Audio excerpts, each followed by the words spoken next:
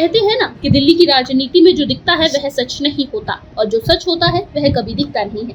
कुछ ऐसा ही नजारा पिछले कुछ महीनों से था। सत्ताधारी प्रधानमंत्री नरेंद्र मोदी, जिनके नाम पर चुनाव जीते जाते हैं, जिनके चेहरे पर हर रणनीति टिकी रहती है, वह मोदी अब अंदर से घिरे हुए हैं। और घेराबंदी भी किसी विपक्ष की नहीं थी बल्कि अपनों ने की थी। जी हाँ, आरएसएस, वही आरएसएस जिसके आशीर्वाद से मोदी का उदय हुआ था, अब वही मोदी से हिस्सा मांग रही थी। मोदी पर महीनों से दबाव था, दबाव की पार्टी में जगह दो, दबाव की संगठन में संतुलन बनाओ, दबाव की उम्र के लक्ष्मण रेखा को मानो। संगठन का कहना था कि 75 सालों के बाद कोई सक्रिय राजनीति में नहीं रहेगा और 17 सितंबर 2025 वह तारीख धीरे धीरे करीब आ रही है जब मोदी पूरे 75 साल के हो जाएंगे। मतलब बहुत कुछ दांव पर था। बीजेपी अध्यक्ष पद का चुनाव हो रहा था और आरएसएस ने बहुत साफ संदेश दिया था, इस बार हमारी चुनेगी। मोदी दबाव में थे लेकिन मोदी ठहरे मोदी, आखिरी दम तक लड़ने वाले। दिल्ली के गलियारों में फुसफुसाहट थी। हर चाय के ठेले पर, हर पत्रकार की कॉफी टेबल पर सिर्फ एक ही सवाल घूम रहा था, क्या मोदी अब भी अपनी चलाएंगे या इस बार संघ की चलेगी। एक दौर था जब मोदी संगठन को अपनी मर्जी से चलाते थे, लेकिन अब हालात उल्टे थे। संघ चाह रहा था कि एक अपना आदमी बीजेपी अध्यक्ष बने जो आगे चलकर 2029 के चुनाव की पूरी जमीन तैयार करे। सूत्र बता रहे थे कि मोदी चाहते हैं कोई युवा चेहरा आए, संघ चाहता है एक संघनिष्ठ वरिष्ठ नेता को बिठाया जाए। मोदी का खेमा अध्यक्ष चयन टालना चाहता है। संघ का खेमा जल्दबाजी में था, यानी तकरार थी और बड़ी थी। और तभी पहलगाम से आई वो खबर, 22 अप्रैल 2025। सारी गणनाएं, सारे समीकरण, सारे झगड़े सब धूल में मिल गए। पहलगाम में आतंकियों ने बर्बर हमला कर दिया, 26 निर्दोष नागरिक मारे गए, दर्जनों घायल हुए, पूरा देश सन्न था, पूरा मीडिया चौंक गया था। दिल्ली से लेकर श्रीनगर तक सुरक्षा बलों की हलचल मच गई थी और इस एक हमले ने राजनीति का एजेंडा पलट दिया था। बीजेपी अध्यक्ष पद पर बहस छूमंतर, आरएसएस का दबाव एकदम ठंडा। अब चर्चा का विषय था आतंकवाद के खिलाफ मोदी सरकार की रणनीति। मोदी को मिला अनचाहा ब्रेकिंग स्पेस। राजनीति में कुछ चीजें अनकही होती हैं। कोई सार्वजनिक तौर पर यह नहीं बोलेगा कि मोदी ने राहत की सांस ली, लेकिन जिनकी आंखें सच देख सकती हैं, वे जानते हैं कि मोदी को एक बड़ा ब्रीथिंग स्पेस मिल गया था। पहले संघ का दबाव था कि नया अध्यक्ष चुना जाए, मोदी अपनी उम्र को लेकर संकेत दें और भविष्य की सत्ता संरचना पर बात हो। लेकिन अब तो हर टीवी डिबेट में बस एक ही सवाल था, आखिर आतंकवादी कैसे घुसे, सुरक्षा में चूक कहां हुई, मोदी सरकार की अग्नि परीक्षा। मोदी फिर से रक्षक बनकर सामने आ गए। सवाल उनके नेतृत्व पर नहीं था, सवाल पाकिस्तान पर था, सवाल सुरक्षा एजेंसियों पर था, मतलब राजनीति से भावनाओं में शिफ्ट हो गया। संघ के रणनीतिकार अब चुप थे। वो संघ जो अध्यक्ष पर दबाव बना रहा था, अब खुद फंसा बैठा था। अब अगर संघ बीजेपी अध्यक्ष चुनाव पर जोर डालता तो उसे देशद्रोही जैसा दिखाया जाता। जब देश संकट में है, आप चुनाव की बात कर रहे हैं, कोई नहीं चाहता कि ऐसी छवि बने, इसलिए संघ को मजबूरन चुप्पी साधनी पड़ी। संघ नेताओं की जो लिस्ट घूम रही थी, किसे अध्यक्ष बनाया जाए, किसे उपाध्यक्ष, वह सब फाइलों में बंद हो गई। बिहार चुनाव का समीकरण भी बदल गया। अब नया नैरेटिव बन चुका है, पहले देश बचाना है, फिर चुनाव लड़ना है। बीजेपी अध्यक्ष पद का चुनाव टल गया और जैसा कि सब जानते हैं, अगर 1 महीना टलता है तो बिहार चुनाव तक सब कुछ टल जाएगा, क्योंकि सितंबर में मोदी 75 साल के हो जाएंगे और नवंबर में बिहार विधानसभा चुनाव होंगे। बीच में कोई जोखिम लेना अब किसी के बस की नहीं है। मतलब साफ था, मोदी ने समय जीत लिया, भले ही दुर्भाग्यपूर्ण स्थिति में, लेकिन राजनीतिक रूप से यह रात उनकी झोली में आ गिरी। क्या यह सिर्फ संयोग था? अब सवाल उठता है, क्या यह महज संयोग था? क्या मोदी को अचानक प्राकृतिक राहत मिल गई या फिर कुछ बहुत सारे गहरे खेल चल रहे थे? इसका कोई सार्वजनिक जवाब नहीं है और शायद कभी मिलेगा भी नहीं। लेकिन एक बात तो साफ थी, जो मोदी महीनों से दबाव में थे, वो अचानक नायक की भूमिका में लौट आए। मोदी सरकार के दौर में संकट भी कभी कभी सुविधा बन जाते हैं। जैसे चक्रवात में नाव उल्टी नहीं बल्कि नया रास्ता पा लेती है, वैसे ही पहलगाम के तूफान ने मोदी की डूबती राजनीतिक नाव को नया बहाव दे दिया। कुछ लोगों ने चुपचाप कहा, लाशें गिर गई मगर सिंहासन मजबूत हो गया। कुछ ने दबी आवाज में फुसफुसाया, आरएसएस की चाल चली थी, किस्मत ने मोदी को तुरुप का इक्का थमा दिया।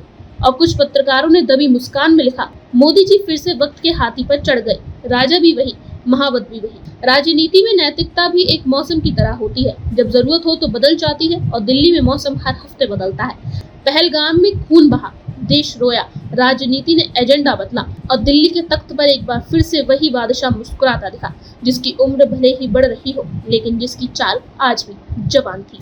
पहलगाम के बाद ठंडे बस्ते में आ गया बीजेपी अध्यक्ष पद का ऐलान। क्या रणनीति पीछे हट रही है? पहलगाम में गोलियां चली और दिल्ली की सियासत की चुप्पी और गहरी हो गई। 22 अप्रैल 2025 की रात पहलगाम में हुए आतंकी हमले ने देश को झकझोर कर रख दिया। एक पर्यटक को सिर्फ इसलिए गोली मार दी गई क्योंकि उसने खुद को हिंदू बताया। हमला जितना निर्मम था, उसके बाद उसकी राजनीति उतने ही सधे अंदाज में बदलती दिखाई दे रही है। बीजेपी अध्यक्ष पद की घोषणा जो पहले ही महीनों से लटक रही थी, अब पूरी तरह ठंडे बस्ते में चली गई है और अब तो न तारीख तय है न बैठक की चर्चा। मानो यह मुद्दा अब पार्टी के कोल्ड बॉक्स में चला गया हो। कोई कुछ बोल नहीं रहा, लेकिन सब समझ रहे हैं। पहले से लंबित था ऐलान, अब पूरी तरह स्थगित। मोदी शाह की जोड़ी ने 2024 के चुनाव के बाद ही बीजेपी अध्यक्ष के नाम पर फैसला लेना था, लेकिन आरएसएस के कई दौर की बातचीत, संगठन के भीतर मतभेद और प्रधानमंत्री की प्राथमिकताओं के चलते मामला खिसता चला गया। पहले यह कहा गया कि संसद सत्र के बाद होगा, फिर कह दिया गया कि बिहार चुनाव से पहले निपटा लिया जाएगा और अब पहलगाम ने इस ऐलान की आखिरी तारीख को भी गोलियों की आवाज में दबा दिया है। सूत्रों का कहना है कि अब पार्टी में ना कोई बैठक हो रही है, ना किसी लेवल पर चर्चा। सबकी जुबान पर बस एक ही बात है, पहलगाम का जवाब कैसे दिया जाएगा। संगठनात्मक मुद्दे बाद में देखेंगे, ये साफ शब्दों में कहा जा रहा है। प्रधानमंत्री पूरी तरह सुरक्षा पर केंद्रित। मोदी इस वक्त रोजाना अपने करीबी मंत्रियों और शीर्ष अधिकारियों के साथ बैठकें कर रहे हैं। एक उच्च स्तरीय मीटिंग में तो बताया गया है कि अब समय जवाब देने का है, संकेत देने का नहीं। इसके बाद अटारी वाघा बॉर्डर को बंद किया गया, पाकिस्तान से आने वाली वीजा प्रक्रियाओं को रोक दिया गया, सिंधु जल संधि को स्थगित करने की प्रक्रिया भी शुरू हो चुकी है। यह सब ठीक है, देश की सुरक्षा सर्वोपरि है, लेकिन क्या पार्टी का अध्यक्ष पद इतना गौड़ हो गया है कि उसका नाम तक लेना अब राष्ट्रीय मुद्दे के अपमान जैसा लगने लगा है? सवाल उठते हैं, जवाब नहीं मिलते। आरएसएस के करीबी सूत्रों से जब पूछा गया कि संगठन इस पर क्या सोच रहा है, तो जवाब मिला, अभी समय नहीं है इस पर बोलने का। यानी मामला ठंडे बस्ते में चला गया है, ना बोलने की हिम्मत है, ना ऐलान करने की हिम्मत। और ऐसा भी नहीं है कि कोई सर्वसम्मति बन नहीं पाई। असम के हेमंत बिस्वा शर्मा, तमिलनाडु में अन्नामलाई, उत्तराखंड के अनिल बलूनी जैसे नामों पर अंदर खाने बातचीत होती रही है, लेकिन अब सब कुछ रोक दिया गया है। बिहार चुनाव की तैयारियां जारी, पर नेतृत्व अधूरा। अब सबसे अजीब बात यह है कि बिहार चुनाव की तैयारियां जोरों से चल रही हैं, रणनीति बन रही है, जातीय समीकरण गिनकर सीटें बांटी जा रही हैं, लेकिन राष्ट्रीय अध्यक्ष कौन होगा ये तय नहीं है। तो फिर सवाल उठता है, कौन देगा इन फैसलों को वैधता? क्या अब मोदी शाह जो भी कहेंगे वही पार्टी लाइन होगी? क्या अध्यक्ष पद केवल एक प्रतीकात्मक मोहरा बन गया है? संघ की चुप्पी भी कह रही है बहुत कुछ। आरएसएस हमेशा संगठनात्मक बदलावों में अपनी भूमिका निभाता आया है, लेकिन इस बार उनकी तरफ से भी कोई स्पष्ट हस्तक्षेप नहीं दिख रहा है। ऐसा लग रहा है कि संघ खुद चाह रहा है कि पहलगाम के जवाब के नाम पर पार्टी की संरचना पर कोई चर्चा ना हो। सवाल उठते हैं कि क्या संघ भी अब राजनीतिक तप में डूबा है? क्या इस चुप्पी का मतलब है अंदरूनी मतभेद? कुछ अंदरूनी सूत्रों का कहना है कि असल में पार्टी के भीतर योजना से ज्यादा टकराव चल रहा है। कोई अन्नामलाई को अध्यक्ष बनाना चाहता है, कोई संजय जोशी जैसे पुराने संघनिष्ठ नेता को वापसी दिलाना चाहता है। लेकिन सबसे बड़ा टकराव इस बात पर है कि क्या किसी गैर हिंदी भाषी को अध्यक्ष बनाया जाए या नहीं। इस मुद्दे पर गुटबाजी है और अब पहलगाम की वजह से सबको एक बहाना मिल गया है कि अभी सुरक्षा प्राथमिकता है। लेकिन ये बहाना कब तक चलेगा? पहलगाम में हुए हमलों की निंदा होनी चाहिए, जवाब भी जरूरी है, लेकिन क्या इसका मतलब यह है कि पार्टी अपना संगठन ही अनिश्चितकालीन मोड पर डाल दे? क्या प्रधानमंत्री और गृह मंत्री के पास अब इतना भी समय नहीं है कि वो पार्टी अध्यक्ष पद का निर्णय कर सके, या फिर यह जानबूझकर किया गया टालना है जिससे सत्ता की असली चाबी सिर्फ 2 ही लोगों के पास बनी हो? क्या अब फैसला जनता करेगी? बीजेपी अध्यक्ष पद की घोषणा न होने से एक सवाल और उठता है, क्या पार्टी अब जनता से कट रही है? क्या नेतृत्वहीनता का संकेत जनता को भ्रमित नहीं करेगा, क्योंकि एक और राष्ट्र बदला चाहता है और दूसरी ओर पार्टी विकास की दिशा तय नहीं कर पा रही है? ऐसा कब तक चलेगा? इस पूरी कहानी का सार यह है कि पहलगाम का आतंकी हमला जितना देश के लिए गंभीर है, उतना ही राजनीतिक संरचना के लिए भी निर्णायक साबित हो रहा है। पार्टी के संगठनात्मक फैसलों का ठंडे बस्ते में पड़ जाना सिर्फ एक रणनीति नहीं, बल्कि सत्ता का केंद्रीकरण भी है।